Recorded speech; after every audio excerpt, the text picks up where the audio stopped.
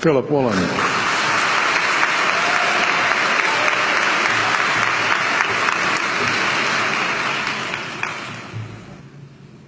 King Lear, late at night on the cliffs, asks the blind Earl of Gloucester, "How do you see the world?"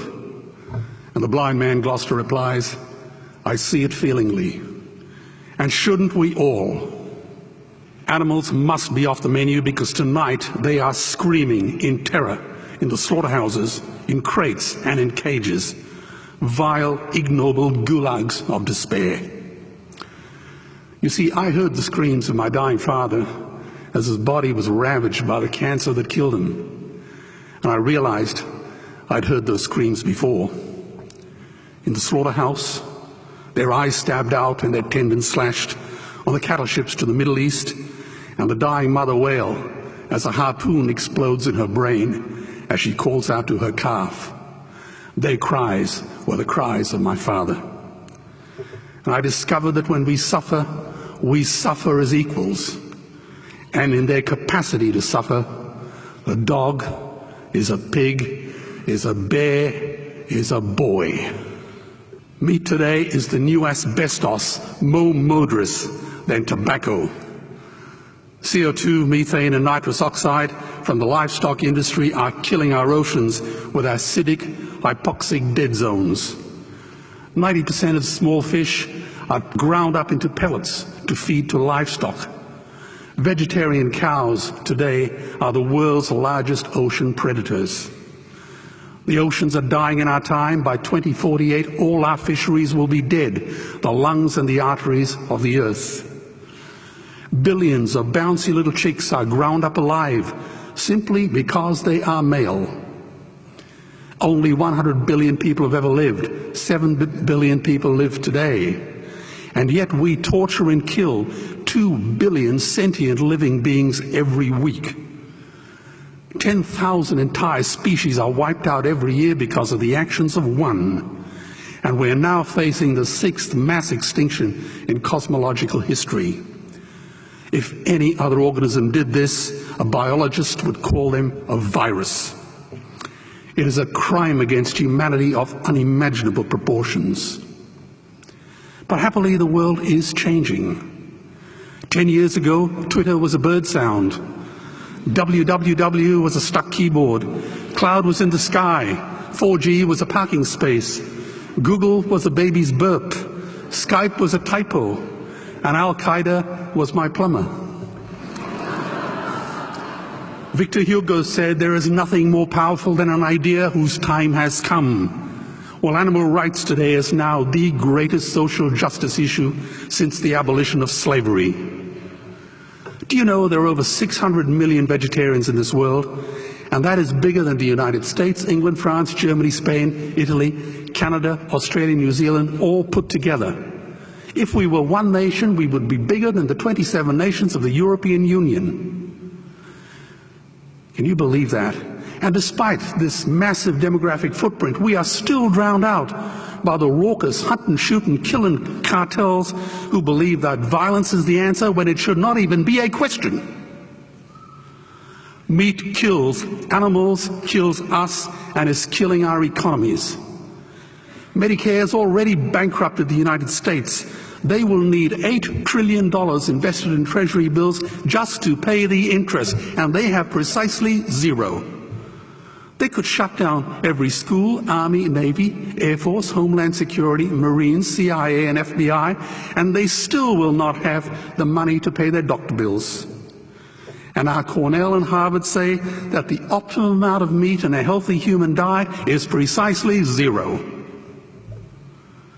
Water, as you know, is the new oil. Nations will soon be going to war for it. Underground aquifers that took millions of years to fill are now running dry. It takes 50,000 liters of precious drinking water to make 1 kilo of beef. Today, 1 billion people are hungry. 20 million people will die from malnutrition. Cutting meat by only 10% will feed 100 million people, and eliminating meat will end starvation forever. If everyone ate a Western diet, we would need 2 planet Earths to feed us. We've only got one, and she is dying.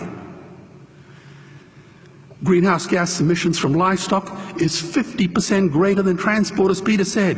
Cars, trains, buses, ships, lorries, the whole lot. And as I travel around the world, I see poor countries who sell their grain to the West while their own children starve in their arms. And the West feeds it to livestock so we can eat a steak?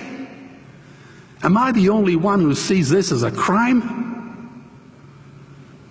Believe me, every morsel of meat we eat is slapping the tear-stained face of a hungry child. When I look into her eyes, do I remain silent?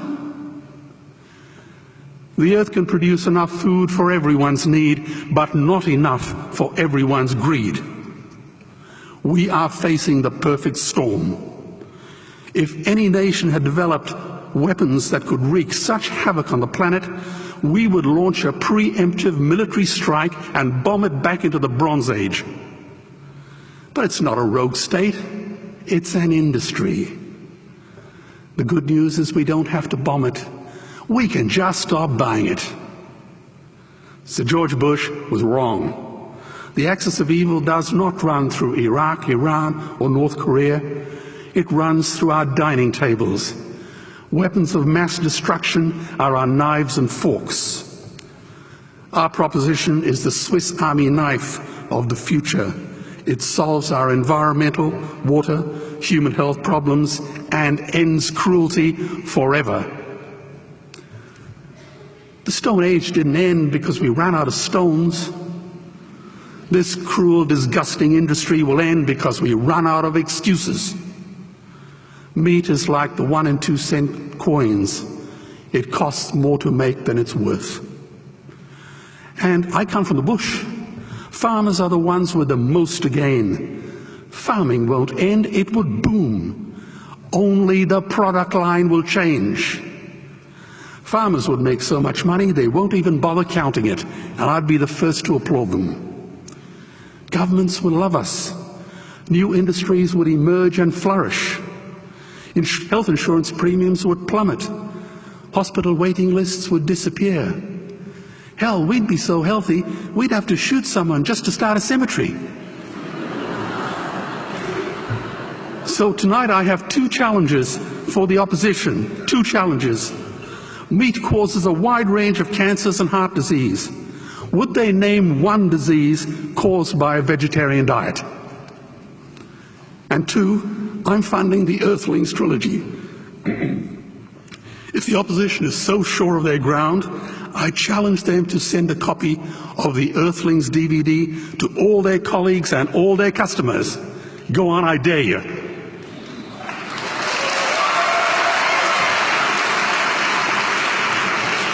Animals are not just other species, they are other nations, and we murder them at our peril. The peace map is drawn on a menu. Peace is not just the absence of war, it is the presence of justice. Justice must be blind to race, color, religion, or species. If she's not blind, she will be a weapon of terror.